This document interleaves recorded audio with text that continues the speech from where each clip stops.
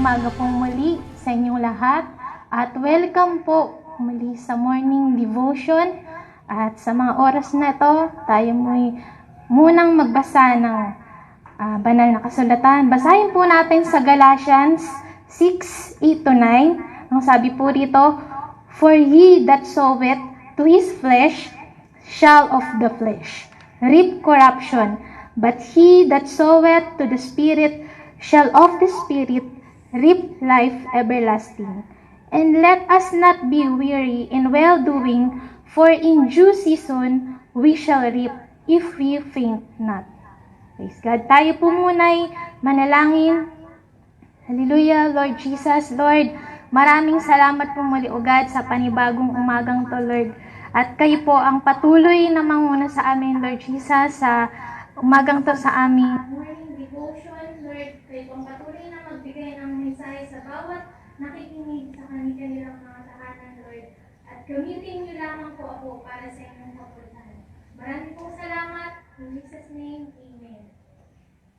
At dito po, sa ating nabasa, mayroon isang mahalagang paalala sa atin ng ating Panginoon. Masabi rito na huwag tayo manghinawa sa paggawa sa mabuti. At kung mapapansin natin, mayroong mga nangyayari ngayong iba. Sabi nga, maraming na-stress dahil sa mga sitwasyon natin ngayon. Kaya may tinatawag na burnout. Maaaring hindi pa na-overwhelm sa iba't ibang dahilan, sitwasyon, problema. Kaya may tinatawag na burnout o maaaring nanawa, gusto nang tumigil, parang gusto nang sumuko. Pero sa ating mga kaibigan po at mga kapatid, kung titignan po natin, halimbawa sa isang engineer. Di ba ang isang engineer meron siyang magandang plano muna? Bago siya gumawa ng isang magandang building. Gagawin muna niya yan, tapos doon niya ano yung resulta ng kanyang gagawin. Kaya sisimulan niya yun, magplano siya, gagawa siya ng mga kung ano yung mga instruction na gagawin nila para matupad yung ano man yung mga plano na yun. Pero kung titigil sila sa kalagitnaan dahil sa mga maraming mga circumstances o mga problema sa iba't ibang kadahilanan, yung magandang plano na yun, mga kapatid, mga kaibigan, ay pwedeng hindi nangyari at manatiling drawing na lang. Papayag ba tayo mga kapatid na yung magandang plano na yun is hanggang drawing na lang at hindi natin actual na nakita yung resulta ng bagay na hinigisay natin. Lalo na kung para sa ating Panginoon Diyos. Bawat isa sa atin, hindi ko man alam kung ano yung mga plano sa atin ng ating Panginoon Diyos. Sa bawat isa sa atin, sigurado may magandang plano ng ating Panginoon.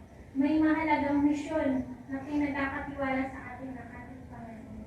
Kaya napaka-importante yung misyon na yun ay tapusin natin hanggang sa ulit. Papayag ba tayo na yung magandang resulta ay hindi natin makita sa uli dahil tumigil tayo sa kalagitnaan dahil na-burnout tayo o na-overwhelm tayo sa iba't ibang mga problema. Kaya sa atin, still ang ating Panginoong Diyos, nandiyan lang naman siya. Sabi niya, we are destined na magkaroon ng victory sa bawat isa sa atin. Na hindi naman siya magbibigay ng isang bagay na hindi natin kakayanin. O yung mga pinagkatiwala niya sa atin ay siyak sa huli, magkakaroon ng victory kung tayo ay mananatili sa presensya ng ating Panginoong Diyos. Kaya we need to keep on going. At huwag tayong mag-burn out, huwag tayong tumigil. At paano ba natin ito magagawa? Kailangan lagi natin i-connect yung sarili natin sa ating Panginoon. Huwag tayong titigil sa pananalangin. Kailangan tuloy-tuloy yan dahil doon lang tayo lalakas.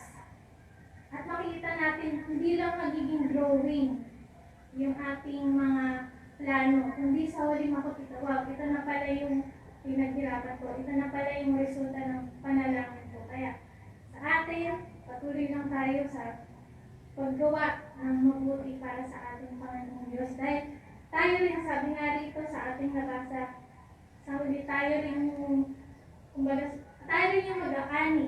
Kaya wag tayong manghinawa sa paggawa para sa ating Panginoong Diyos.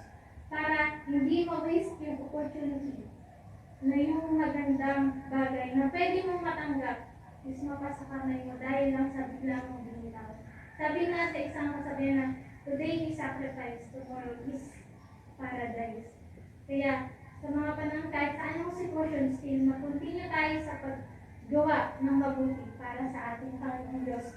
At tiyak sa huli, hindi naman tayo pababayaan ng ating Panginoong Diyos para yung magandang plano sa atin ng Panginoong Diyos ay hindi hanggang drawing lang, kundi makita na talaga natin ang harap-harapan na ito na yun, ito na yun.